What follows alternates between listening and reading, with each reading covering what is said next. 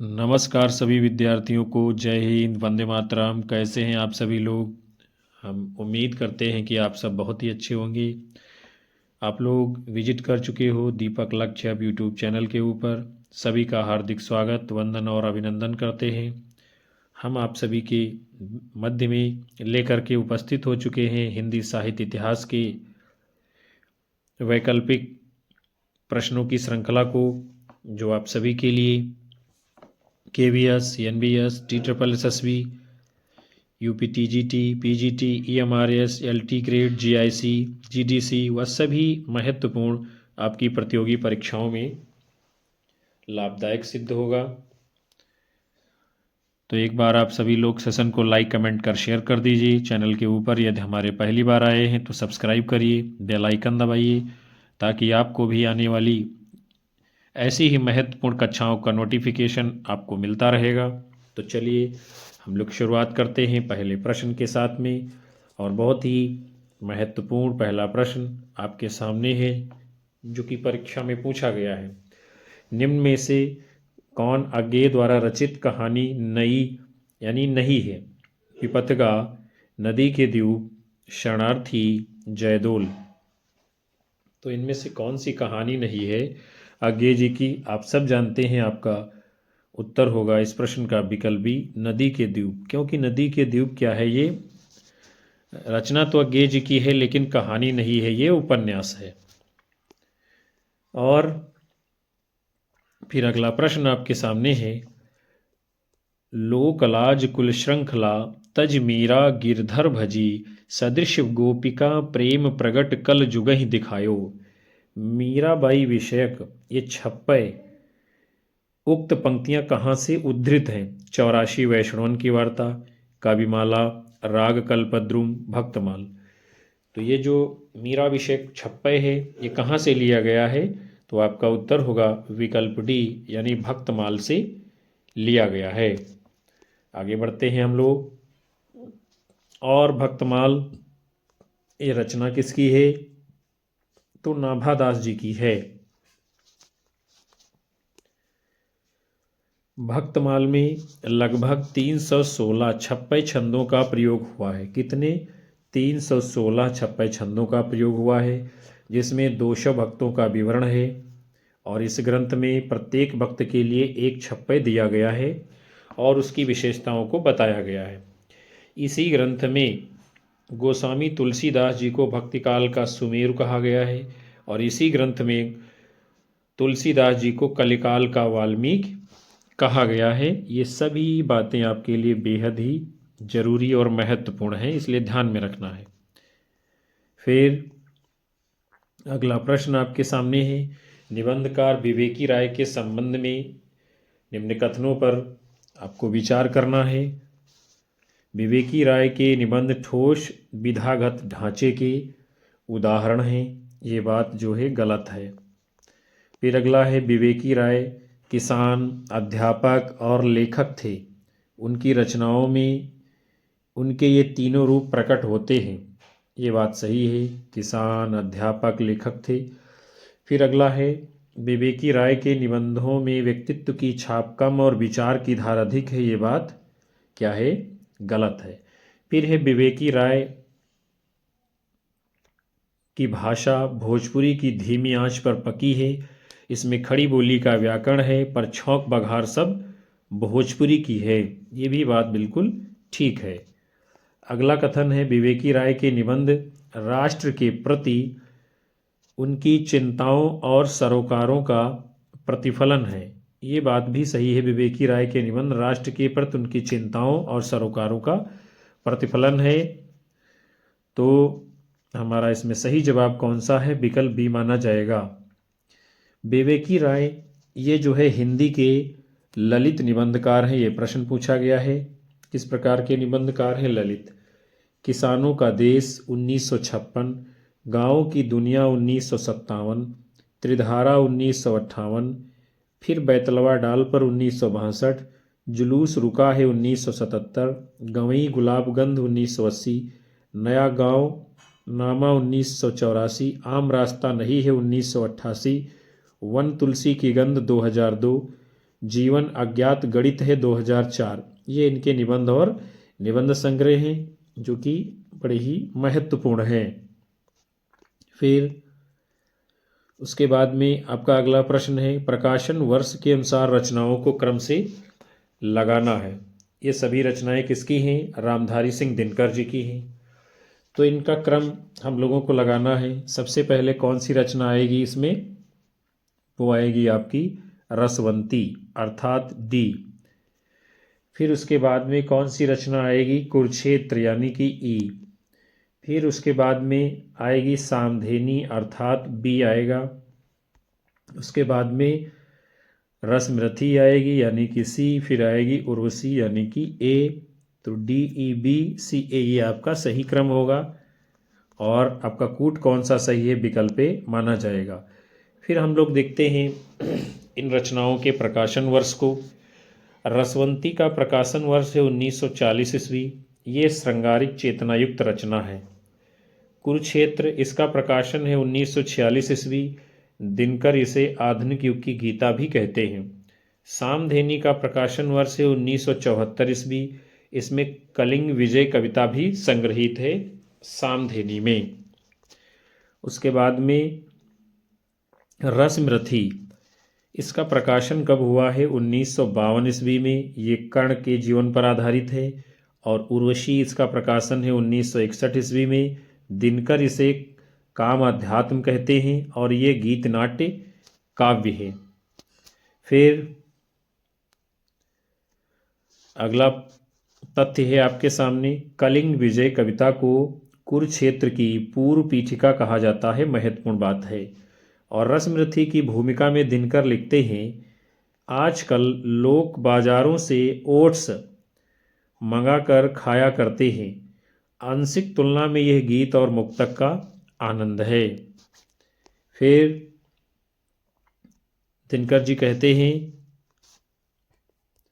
कि रसमृथी काव्य को सामने रखा जाए तो मेरे जानते इसका आरंभ ही बाएं हाथ से हुआ है और आवश्यकता अनुसार अनेक बार कलम बाएं से दाहिने और दाहिने से बाएं आती रहती है। फिर अगला प्रश्न है आपके सामने, चंद्रदेव से मेरी बातें कहानी में निम्नलिखित पर व्यंग किया गया है। देखते हैं किस किस पे व्यंग किया गया है। तो अंग्रेजों की पक्षपाती नीति पर व्यंग जो है किया गया है, यानी यह सही है। प्लेग पर विजय प्राप्त न कर पाने वाली चिकित्सा व्यवस्था पर व्यंग है, ये भी सही है। कृष्ण पक्ष के चंद्रमा पर नहीं। लॉर्ड कर्जन की नीतियों पर, इस पर भी व्यंग किया गया है। यातायात के साधनों की उपलब्धता पर, यह नहीं सही है।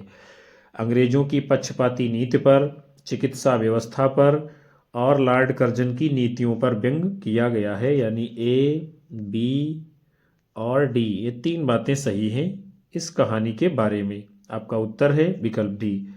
चंद्रदेव से मेरी बातें, ये कहानी 1904 ईस्वी में प्रकाशित बंग महिला राजेंद्र बाला घोष की है, जिसको जो है भवदेव पांडे हिंदी की प्रथम कहानी मानते हैं। कौन मानता है? भवदेव पांडे जी। फिर उसके बाद में बंग महिला की कहानी दुलाई वाली है। ये 1907 ईस्वी में प्रकाशन में आई है और राय कृष्णदास इसे हिंदी की प्रथम कहानी मानते हैं। किसको? दुलाई वाली को। और ये बंगाल विभाजन की पृष्ठभूमि पर आधारित है। किस पर? बंगाल विभाजन की पृष्ठभूमि पर। इसमें स्वदेशी आंदोलन की भी गूंज है और बंग महिला को हिंदी की प्रथम महिला कहानीकार माना गया है। ये तीनों बातें आपके लिए महत्वपूर्ण हैं, प्रश्न के रूप में काफ़ी बार पूछी गई हैं। उसके बाद में फिर अगला प्रश्न आपके सामने है, सांध्य गीत में संकलित महादेवी वर्मा की कविताएं नहीं हैं, ये पूछा जा रहा है, जो इसमें संग्रहित नहीं है। तो इसमें जो संग्रहित नहीं है सांध्य गीत में, मैं बीन भी हूँ तुम्हारी रागिनी भी हूँ, ये संग्रहित नहीं है। मैं नीर भरी दुख की बदली, ये भी जो है संग्रहित नहीं है। फिर विकल्प है प्राण मेरे, ये संग्रहित है। और मधुर मधुर मेरे दीपक जल, ये भी संग्रहित है। निश्वासों का नीड़, ये भी संग्रहित नहीं है। और महादेवी वर्मा द्वारा रचित ये काव्य संग्रह है कौन सा? सांध्य गीत। और इसका प्रकाशन कब हुआ है? 1936 ईस्वी में।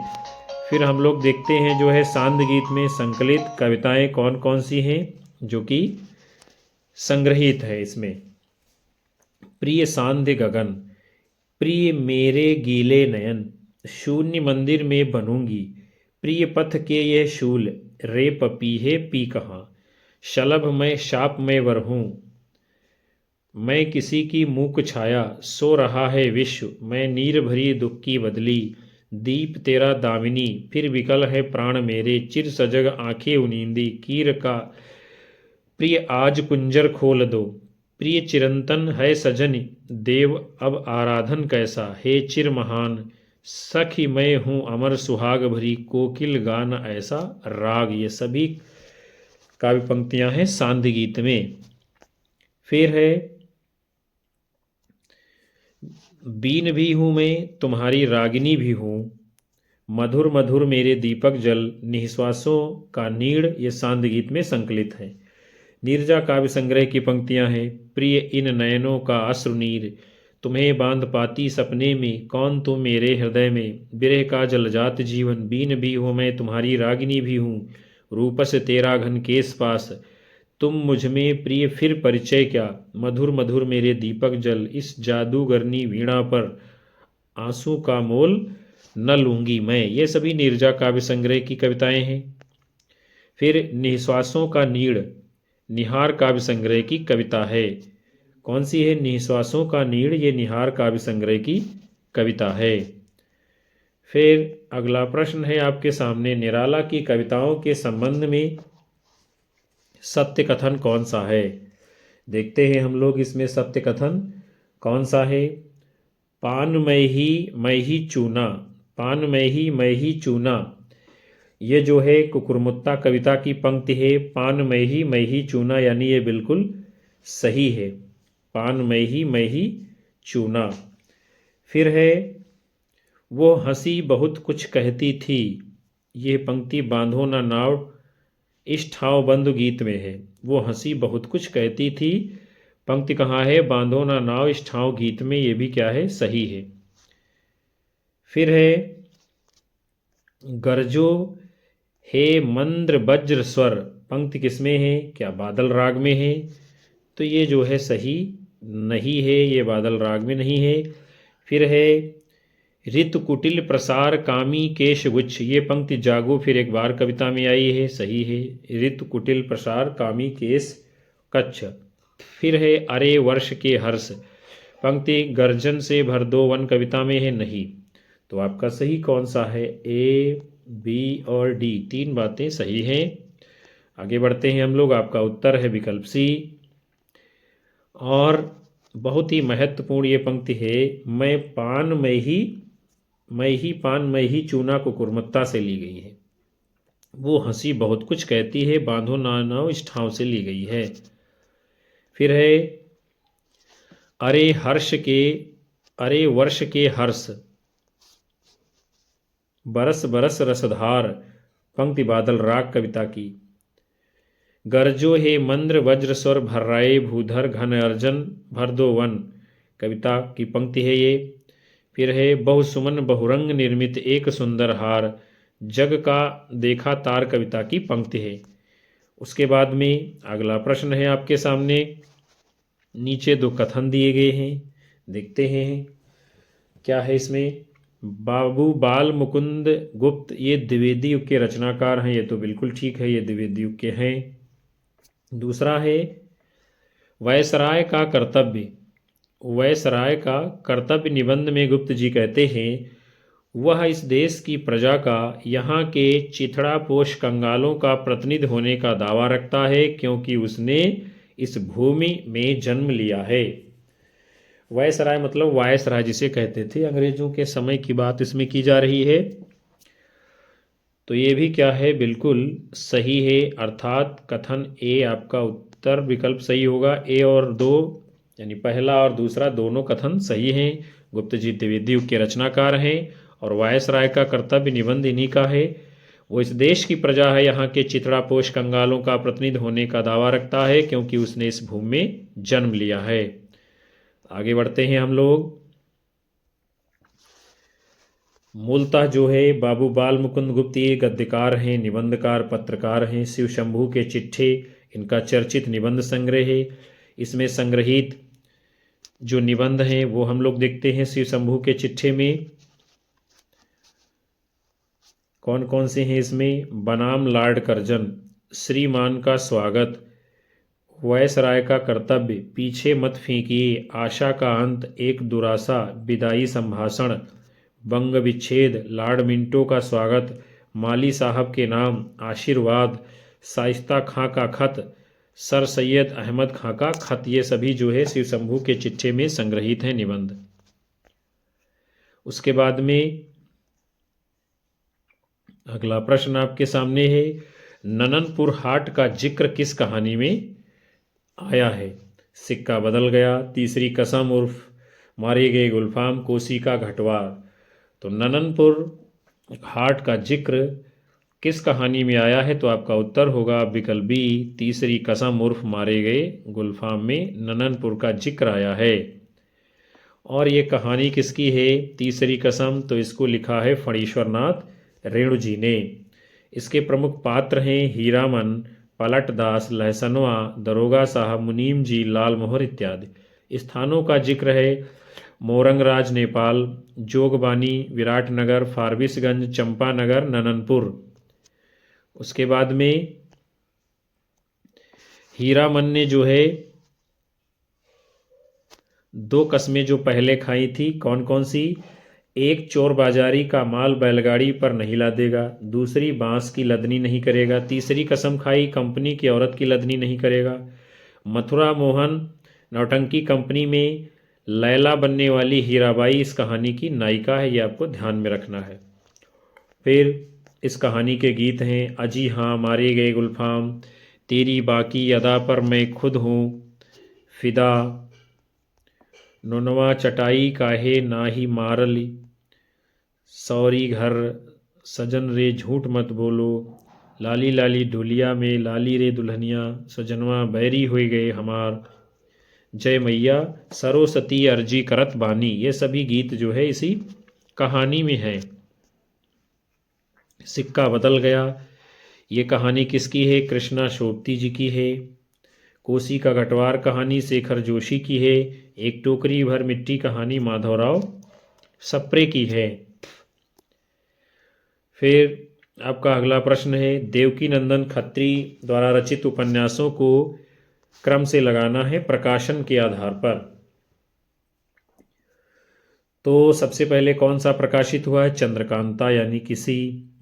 फिर कौन सा प्रकाशित हुआ है आपका नरेंद्र मोहिनी यानी कि ई। उसके बाद में कौन सा प्रकाशित हुआ, वीरेंद्र वीर अर्थात डी। उसके बाद में चंद्रकांता संतत यानी कि ए। फिर जो है भूतनाथ यानी कि बी। तो आपका क्रम है सी ई डी ए बी उत्तर के रूप में माना जाएगा, वो है आपका विकल्प ए चंद्रकांता। इसका जो है प्रकाशन वर्ष है 1888। नरेंद्र मोहिनी का प्रकाशन वर्ष है 1893। वीरेंद्र वीर का प्रकाशन वर्ष है 1896। चंद्रकांता संतत 1896 में। भूतनाथ 1907-13 के बीच। और भूतनाथ देवकीनंदन खत्री जी का ये क्या है, अपूर्ण उपन्यास है। और वस्तुतः इसकी कुछ कड़ियाँ इनके पुत्र दुर्गा प्रसाद जी ने जो है लिखी थी। चंद्रकांता संतति के एक पात्र भूतनाथ के आधार पर देवकीनंदन खत्री जी ने इस रचना को लिखा है। आचार्य रामचंद्र शुक्ल के अनुसार क्या कहते हैं, पहले मौलिक उपन्यास लेखक जिनके उपन्यासों में सर्वसाधारण की धूम हुई वो थे काशी के बाबू देवकीनंदन खत्री। बच्चन सिंह जो है चंद्रकांता को 1891 की रचना मानते हैं। ये भी बच्चन जी का तथ्य इम्पॉर्टेंट है, चंद्रकांता 1891। फिर अगला प्रश्न है आपके सामने, मोस्ट इम्पॉर्टेंट प्रश्न है, धूमिल की किस कविता में एकता युद्ध की और दया अकाल की पूंजी के रूप में बताई गई है? नक्सलवाड़ी, अकाल दर्शन, पटकथा, मोचीराम। धूमिल की किस कविता में एकता युद्ध की और दया अकाल की पूंजी बताई गई है? तो आपका सही जवाब क्या माना जाएगा? विकल्प बी यानी अकाल दर्शन कविता में बताया गया है। सुदामा पांडे धूमिल द्वारा रचित कविता अकाल दर्शन में जो है एकता युद्ध की और दया अकाल की पूंजी के रूप में बताई गई है कि तटस्थ है और सोचने लगता हूं कि इस देश में एकता युद्ध की और दया अकाल की पूंजी है। धूमिल की जो महत्वपूर्ण कविताएं हैं, रोटी और संसद, मोचीराम, पटकथा, नक्सलवाड़ी, अकाल दर्शन। उसके बाद में अगला प्रश्न आपके सामने है, कथन दिए गए हैं, इसके अनुसार आपको उत्तर करना है। क्या है?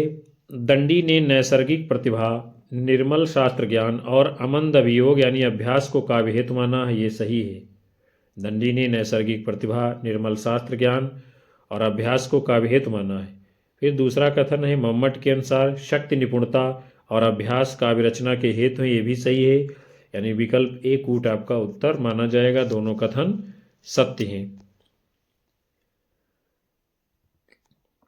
आचार्य दंडी नैसर्गिक प्रतिभा, शास्त्र ज्ञान और अभ्यास को सम्मिलित रूप से काव्य हेतु मानते हैं और दंडी मूलतः ही अलंकारवादी आचार्य हैं और मम्मट जो है शक्ति, निपुणता, अभ्यास को काव्य हेतु मानते हैं।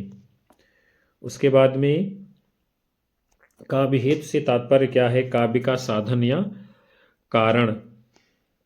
फिर जो है वामन काव्य हेतु क्या बताते हैं? इसे जन्म जन्मांतर से प्राप्त संस्कार कहते हैं वामन जी। राजशेखर समाधि एवं अभ्यास से उत्पन्न शक्ति को काव्य हेतु मानते हैं। रुद्रट, कुंतक शक्ति, व्युत्पत्ति, अभ्यास को काव्य हेतु माना है रुद्रट और कुंतक ने। भामा हेमचंद्र पंडित राज जगन्नाथ प्रतिभा को काव्य हेतु मानते हैं। भामा हेमचंद्र पंडित राज जगन्नाथ ये प्रतिभा को काव्य का हेतु मानते हैं। उसके बाद में अगला प्रश्न आपके सामने है, मनोविश्लेषण संबंधी चिंतक अल्फ्रेड एडलर का समय कौन सा है? 4 विकल्प आपके सामने हैं और बताना है कि अल्फ्रेड एडलर का समय कौन सा है। और ये अल्फ्रेड जो है एडलर यानी मनोविश्लेषण संबंधी ये विचारक है, तो इसका समय कौन सा है? आपका उत्तर होगा विकल्प डी यानी 1870 से 1937 का समय है एडलर का। अल्फ्रेड एडलर ये मनोविश्लेषणवादी विचारक है, इतना तो आपको पता ही होना चाहिए। इंडिविजुअल साइकोलॉजी का प्रतिपादक माना जाता है और 1870 से 1937 इसका समय है। The neurotic constitution, understanding human nature इसकी प्रमुख पुस्तकें हैं। मनोविश्लेषणवाद का संबंध जो है काम प्रवृत्ति से है। किससे है? काम प्रवृत्ति से है। अहम मनोविश्लेषण पद्धति या मनोविश्लेषण सिद्धांत से है। सिगमंड फ्रायड ने मनोविश्लेषण सिद्धांत का प्रतिपादन किया है, जिसे कालांतर में एडलर और युंग ने और अधिक उसको परिमार्जित करने का काम किया है। फिर जो है अगला प्रश्न आपके सामने है, निम्नलिखित में से कौन सी कृति मलुक दास की नहीं है? ज्ञानबोध, रतन खान, ज्ञान समुद्र, भक्ति विवेक। और इम्पॉर्टेंट प्रश्न है आपके लिए ये, कौन सी कृत मलुक दास की इनमें से नहीं है? तो सही उत्तर क्या होगा? विकल्प सी यानी ज्ञान समुद्री रचना मलुक दास की नहीं है और ज्ञानबोध, रतन खान, भक्ति विवेक ये तीनों रचनाएं मलुक दास जी की हैं। मलुक दास का जन्म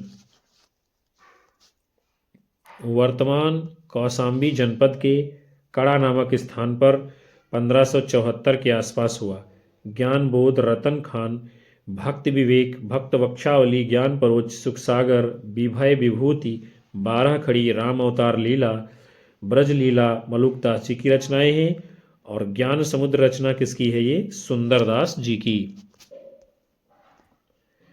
उसके बाद में संत मलुकदास जी की महत्वपूर्ण काव्य पंक्तियों को हम लोग देखते हैं। भूखे ही टूक प्यासे ही पानी, ए ही भगत राम मन मानी। फिर है जो पर पीर न जाने सो काफिर बेपीर, नाम हमारा खाक है हम खाकी के बंदे। अगली है हमरा सतगुर बिरला जाने। फिर है क्रोध तो काला नाग है काम तो प्रगट काल। अगला है जाति हमारी आत्मा नाम हमारा राम। ये सभी इम्पॉर्टेंट पंक्तियां हैं मलुकदास जी की। उसके बाद में अगला प्रश्न है आपके सामने, मिलान करना है, काव्य की पंक्तियां हैं और कविताएं हैं। देखते हैं हम लोग। सबसे पहले है जली ठूंठ पर बैठकर गई कोकिला कूक। तो ये पंक्ति किस कविता की है? शासन की बंदूक। जली ठूंठ पर बैठकर गई कोकिला कूक, ये पंक्ति है शासन की बंदूक कविता से।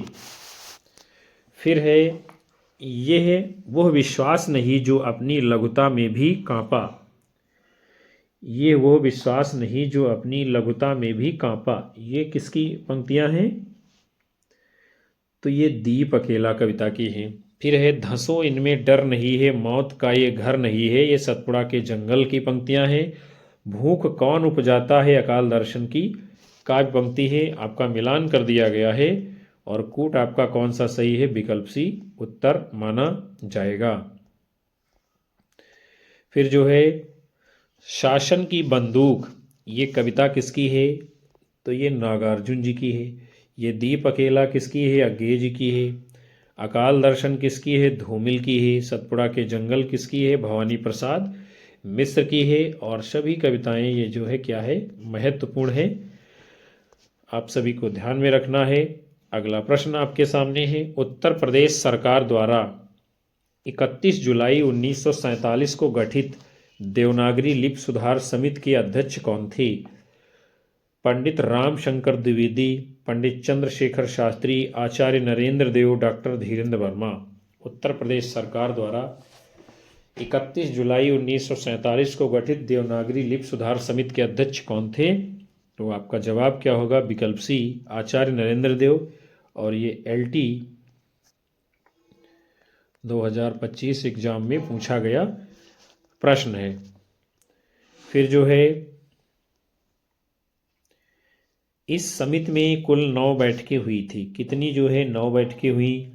25 मई 1949 को रिपोर्ट प्रस्तुत की गई। इस समिति के पश्चात उत्तर प्रदेश सरकार ने 28-29 नवंबर 1953 को नागरी लिपि सुधार संबंधी जो है सुझावों पर विचार विमर्श हेतु लिपि सुधार समिति का गठन किया। और लिपि सुधार समिति की अध्यक्षता तत्कालीन उपराष्ट्रपति जो है सर्वपल्ली राधाकृष्णन जी ने किया था। उसके बाद में अगला प्रश्न आपके सामने है और मोस्ट इम्पॉर्टेंट प्रश्न है ये आप सभी के लिए। क्या कहा जा रहा है? हिंदुई को किसने हिंदुस्तान की रोमांस की भाषा कहा है? ग्रियर्सन, श्याम सुंदर दास, मिश्र बंधु, गारसा दत्तासी। हिंदुई को किसने हिंदुस्तान की रोमांस भाषा कहा है? तो सही उत्तर क्या माना जाएगा? विकल्प डी, यानी कि गारसा दत्तासी ने हिंदुई को हिंदुस्तान की रोमांस की भाषा कहा है। आगे बढ़ेंगे हम सभी लोग। गारसा दत्तासी ने फ्रेंच भाषा में हिंदी साहित्य का प्रथम इतिहास इस्तवार द ला लिटरेतूर एंदुई हिंदुस्तानी शीर्षक से लिखा है।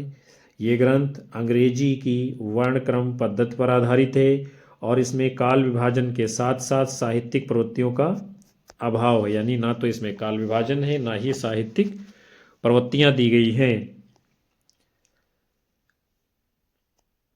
गारसा दत्तासी की अन्य पुस्तकें हैं ले ओत्यूर हिंदुस्तानी ए ल्यूर उर्वज, यानी हिंदुस्तानी लेखक और उनकी रचनाएं। फिर है ललाग अल लिटरेतूर हिंदुस्तानी द, हिंदुस्तानी भाषा और साहित्य। उसके बाद में है रुदिमा दलाग एंदुई, यानी हिंदुई भाषा के प्राथमिक सिद्धांत। फिर है रुदिमा दलाग हिंदुस्तानी, हिंदुस्तानी भाषा के प्राथमिक सिद्धांत। तो प्यारे विद्यार्थियों और साथियों, आज के इस खूबसूरत सेशन को हम यहीं पर समाप्त करते हैं, जिसमें आप सभी लोगों ने हिंदी साहित्य इतिहास के महत्वपूर्ण मॉडल पेपर को देखा जाना समझा। हम उम्मीद करते हैं ये सेशन आप सभी लोगों को पसंद आया होगा, और यदि पसंद आया है तो सेशन को लाइक कीजिए, अपने साथी मित्रों में शेयर करिए, और कक्षा को हाइप अवश्य आप लोग किया करिए। अपने अधिकतम साथी मित्रों को हमारे चैनल से जोड़ते रहिए। आप सभी लोगों का प्यार मिलता रहेगा, हमारा मनोबल बढ़ता रहेगा, ऊर्जा मिलती रहेगी, और हम आप सभी लोगों को लगातार कक्षाएं देते रहेंगे। उन सभी साथियों का हार्दिक आभार जो अंत तक सेशन को वॉच करते हैं। अपनी राय हमें कमेंट बॉक्स में अवश्य दर्ज करें। हम मिलते हैं आप सभी को नए मॉडल पेपर में। तब तक के लिए आप सभी को नमस्कार, जय हिंद, वंदे मातरम, बाय बाय, शुभ रात्रि आप सभी लोगों को विद्यार्थियों।